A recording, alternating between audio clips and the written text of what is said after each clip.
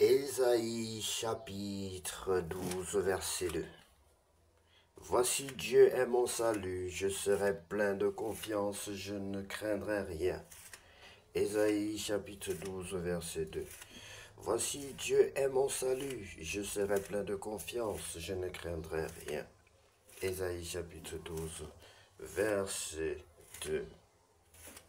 Bonjour bien-aimés, que Dieu vous bénisse. Nous allons lire la parole de Dieu. Mais bien avant, prions ensemble en ce mercredi 30 avril 2025. Seigneur, merci pour ce nouveau jour que tu nous offres dans ta grâce et ton amour. Père Céleste, en ce dernier jour du mois, nous te rendons gloire pour ta fidélité jusqu'ici. Merci pour la vie, pour la paix et pour les victoires grandes et ou petites. Dirige nos pas aujourd'hui encore. Remplis nos cœurs de joie et fais de nous des instruments de ta paix. Comme il est écrit, voici Dieu est mon salut, je serai plein de confiance, je ne craindrai rien. Ésaïe chapitre 12 verset 2. Bien-aimé, si tu n'as pas encore reçu le Seigneur Jésus-Christ dans ta vie comme ton sauveur personnel et ton Seigneur, je vais t'inviter à le faire avec moi aujourd'hui.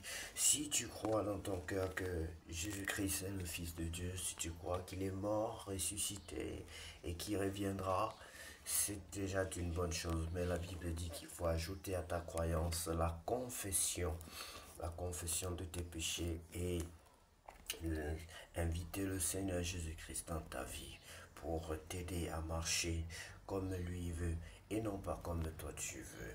Alors si tu veux bien accepter le Seigneur Jésus-Christ dans ta vie, tu vas répéter cette prière après moi. Seigneur Jésus-Christ, Seigneur Jésus-Christ, je reconnais que je suis un pécheur. Je reconnais que je suis un pécheur. Je te demande pardon.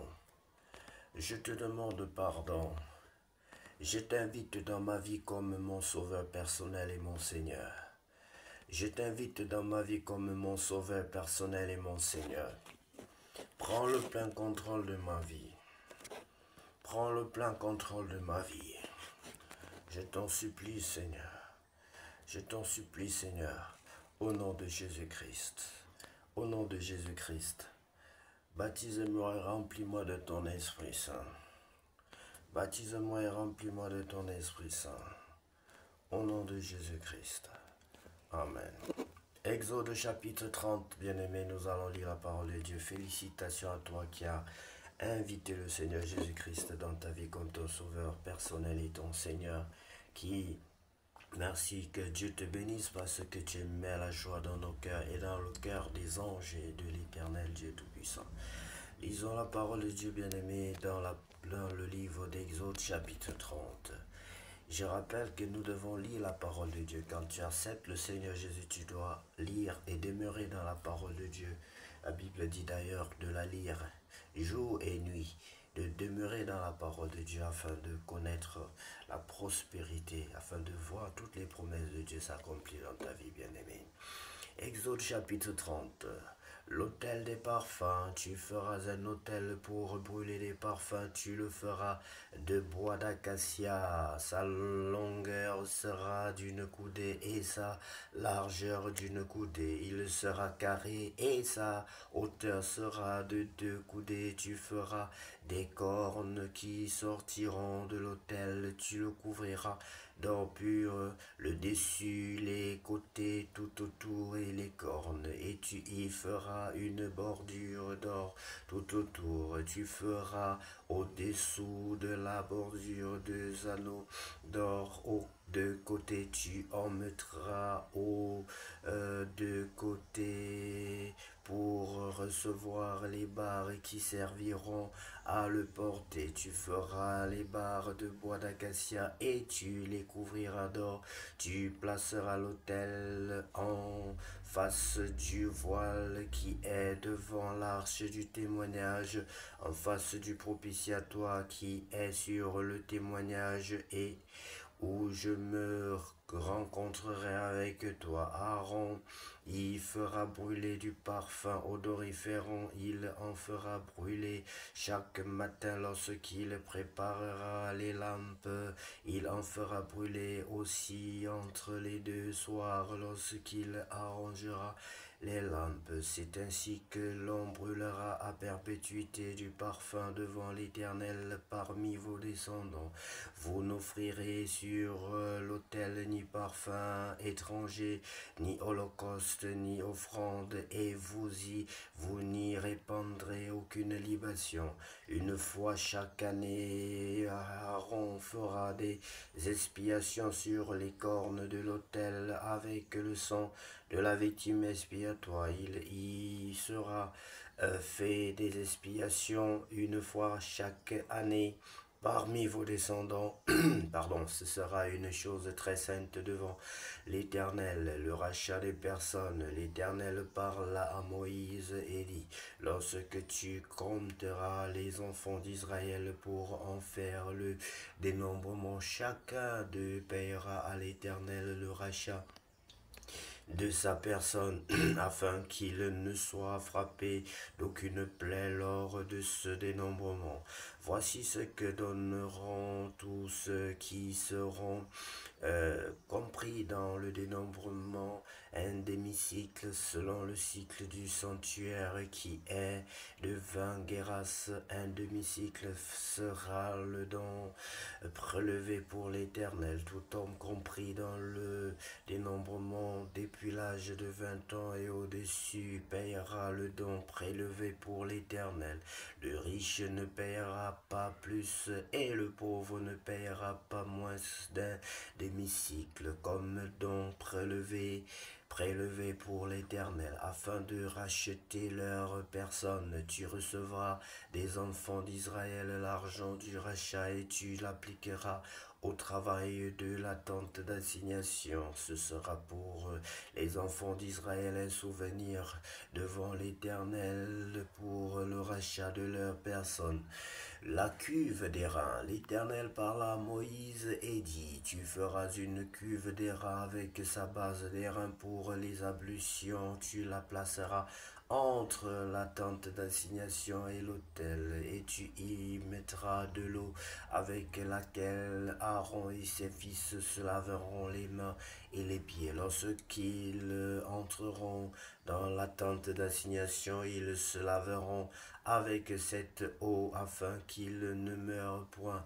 Et aussi lorsqu'ils s'approcheront de l'autel pour faire le service et pour offrir des sacrifices à l'Éternel, ils se laveront les mains et les pieds afin qu'ils ne meurent point. Ce sera une loi perpétuelle pour Aaron, pour ses fils et pour leurs descendants.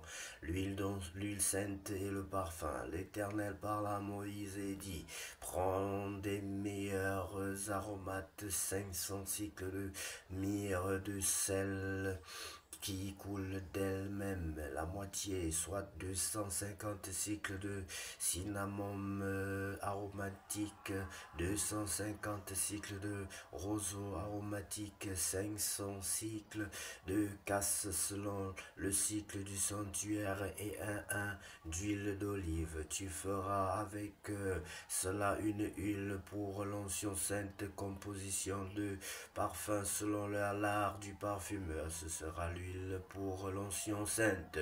Tu en oindras la tente d'assignation et l'arche du témoignage, la table et tous ses ustensiles, le chandelier, ses ustensiles, l'autel des parfums, l'autel des holocaustes et tous ses ustensiles, la cuve avec sa base. Tu sanctifieras ces choses et elles seront très saintes.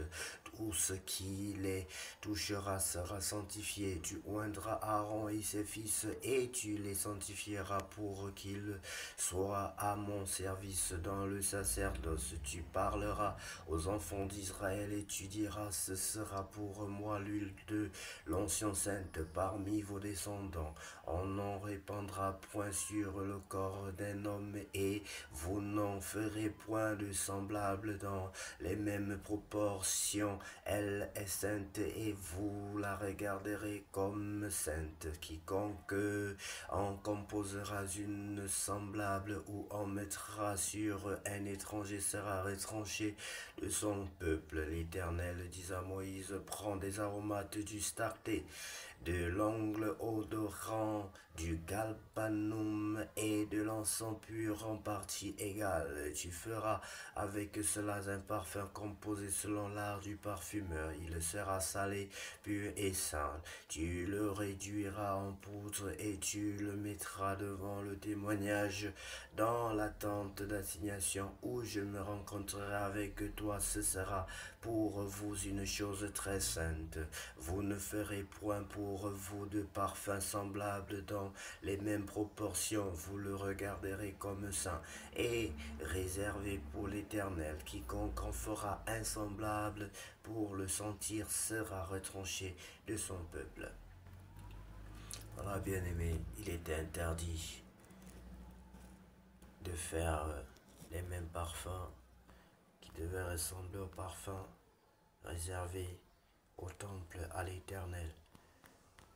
Et je crois que ce même principe s'applique aussi dans la cour, s'il faut le dire ainsi, des grands. Si tu sais que tu es par exemple un serviteur d'un grand homme, d'un ministre, d'un président, il ne faut pas chercher à avoir le même parfum que lui, ou bien t'habiller pareillement que lui. Combien de fois pour Dieu, bien-aimé? C'est pour dire qu'il y a des choses qui doivent être consacrées, être réservées à l'Éternel. Par exemple, les prémices. Dieu parle aussi des prémices que nous devons lui réserver, lui donner tout ce qui est premier dans notre vie. Ton premier salaire, tu dois donner à ton Dieu. Ton premier fils doit être consacré à Dieu. Je suis le premier fils de ma mère et elle m'a consacré à Dieu.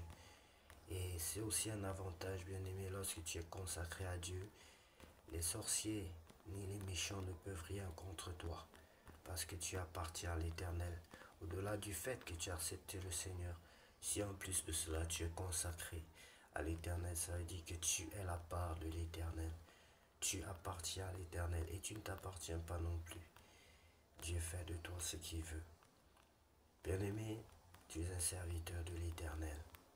Que Dieu te bénisse abondamment et que cette journée soit la plus belle, la plus douce, la plus paisible de toutes les journées déjà vécues sur cette terre. Au nom précieux de Jésus, j'ai ainsi prié. Amen.